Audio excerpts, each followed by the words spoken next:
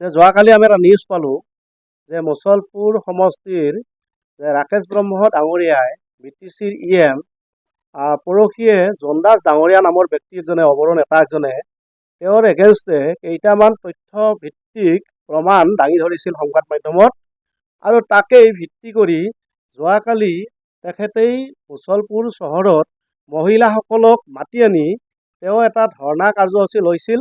Press মিটৰ যোগেদি আমি দেখিবলৈ পাইছিলোঁ যে জোনদাস ডাঙৰীয়া তেখেতে কৈছে, মহিলাগৰাকীয়ে কৈছে যে জোনদাস ডাঙৰীয়াই কোনো ধৰণৰ অপৰৰ নেতা নহয়। জোনদাস ডাঙৰীয়াই অপৰৰ কাৰণে মানে দালাল সদৃশ বুলি তেওঁ যিটো মন্তব্য দিছে তাক আমি প্ৰতিক্ৰিয়া কৰিছোঁ অবড়ো ৰাইজৰ স্বাৰ্থত, অবড়ো জাতিৰ স্বাৰ্থত। গতিকে আমি তেখেতক এটা প্ৰত্যাহ্বান জনাবলৈ খুজিছোঁ আজি এই প্ৰেছ মিটৰ যোগেদি যে তেখেতে যি মন্তব্য দেখিছোঁ, যে তেখেতে যি মন্তব্য কৰিছে প্ৰেছৰ আগত, যে আমি তেখেতক এইবাৰ প্ৰত্যাহ্বান জনাবলৈ খুজিছোঁ যে ৰাকেশ ব্ৰহ্ম ডাঙৰীয়াই তেওঁক যিটো কথা কৈছিল যে জোনদাস ডাঙৰীয়াৰ এগেইনষ্টে 10,000 মানুহ লৈ তেওঁৰ ঘৰ মানে ঘেৰাও কৰিব, মহিলাসকলক লৈ যায়, যে সেইগৰাকী মহিলাক আমি প্ৰত্যাহ্বান জনাবলৈ খুজিছোঁ আজি এই মঞ্চৰ জৰিয়তে, এই প্ৰেছ মিটৰ জৰিয়তে, যে অবড়ো ৰাইজ আজিও মৰি যোৱা নাই, অবড়ো ৰাইজৰ ভেটি আজিও সুদৃঢ় হৈ আছে, অবড়ো ৰাইজৰ স্বাৰ্থত জোনদাস ডাঙৰীয়া আজিও আছে।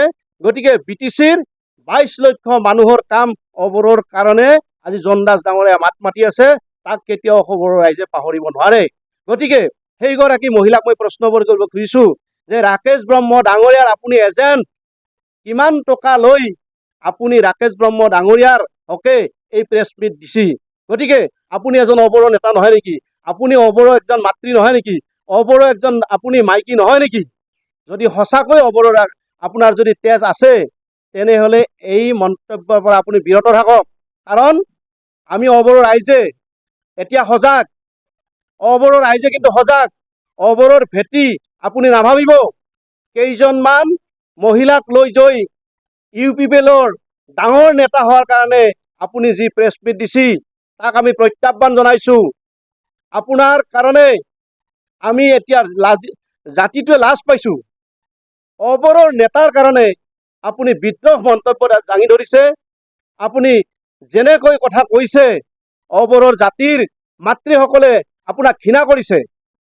কাৰণ আপুনি এজন সঁচা অৰ্থত যদি অসমীয়া হয়, সঁচা অৰ্থত যদি অনাবড়ো হয়, আপুনি এই কথা ক'ব নোৱাৰে। কাৰণ জাতিৰ কাৰণে, অবড়োৰ জাতিৰ কাৰণে, অবড়ো মাটিৰ কাৰণে, অসমৰ অবড়োৰ ভাষাৰ কাৰণে বহুত কিন্তু শ্বহীদ হৈছিল।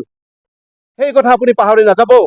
আপোনাৰ ঘৰৰ কাষৰ মনোজ দাস ডাঙৰীয়া শ্বহীদ হৈছিল অবড়োৰ কাৰণে, অবড়োৰ কাৰণে মাত মতাৰ কাৰণে মুছলপুৰ চহৰত শ্বহীদ হৈছিল। আৰু সেই কথা আপুনি পাহৰি নাযাব। আপুনি আজি দম্ভালি মাৰি কৈছে যে মই দখনা পিন্ধা নাই। সঁচা কথা, আপুনি দখনা পিন্ধিব নালাগে, কিন্তু অবড়োৰ যদি আপুনি ক্ষতি কৰে সেইটোকে আপোনাক বুজাব যে আপুনি দখনা পিন্ধিছে। ৰাকেশ ব্ৰহ্ম ডাঙৰীয়াৰ জোনদাস ডাঙৰীয়াই যি কথা কৈছিল আইনী প্ৰক্ৰিয়াৰ মাজে যাব পাৰে। জোনদাস ডাঙৰীয়াই যদি তাত তথ্য ভিত্তিক যদি প্ৰমাণ দিব নোৱাৰে তেনেহ'লে তাত আপুনি মাতিব পাৰে। আপুনি প্ৰমাণ দিয়ক, আপুনি প্ৰমাণ দিয়ক যে সঁচাকৈ যদি ৰাকেশ ব্ৰহ্ম ডাঙৰীয়াই এনেকুৱা ভুল কৰা নাই, ৰাকেশ ব্ৰহ্ম ডাঙৰীয়াই যদি সঁচা অৰ্থত যদি এনেকুৱা যদি তথ্য ভিত্তিক যদি প্ৰমাণ দিব পাৰে, আপুনি প্ৰেছ মিট নহয় অসমৰ মাজত, BTCৰ মাজত আপুনি প্ৰকাশ কৰক। কিন্তু আপুনি তথ্য দিব নোৱাৰা কথা কোনোবা ৰাকেশ ব্ৰহ্ম ডাঙৰীয়াৰ উচতনিত আপুনি এনেকুৱা তৰল মন্তব্য নিদিব। আপোনাক মহিলাসকলে ঘৃণা কৰিছে। সমগ্ৰ BTCৰ 22 লক্ষ মানুহৰ পৰিয়ালৰ মহিলাসকলে আপোনাক ঘৃণা কৰিছে। কাৰণ আপুনি ৰাকেশ ব্ৰহ্ম ডাঙৰীয়াৰ এজন থামচাগিৰি হয়, আপুনি এজেণ্ট হয়, আপুনি দালালি হয়। জোনদাস ডাঙৰীয়া কিন্তু দালালি নহয়।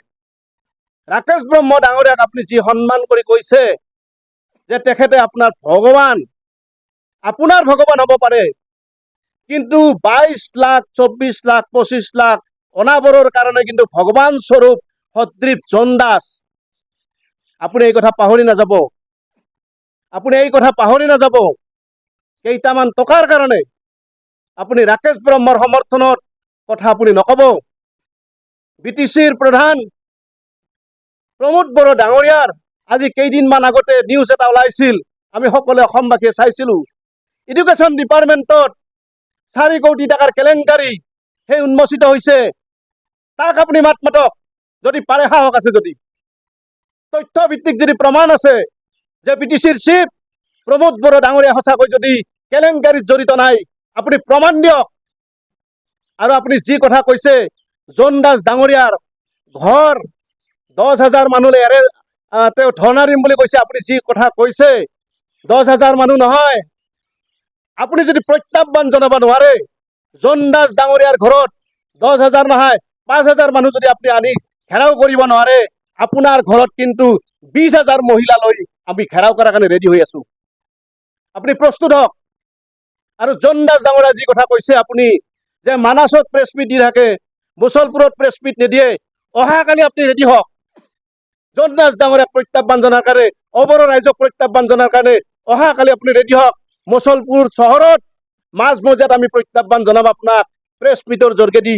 আপুনি তাত ৰেডি হওক। এনেকুৱা মন্তব্য, তৰল মন্তব্য, খামচাগিৰি কৰি অবড়ো ৰাইজক আপুনি লাজ নিদিব।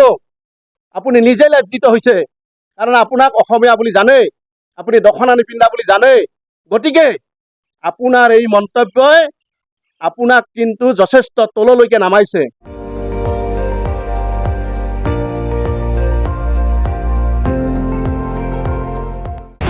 আপুনি চাই আছে ND24, সৰ্বশ্ৰেষ্ঠ নহয়, সৰ্বোত্তমৰ দৌৰ।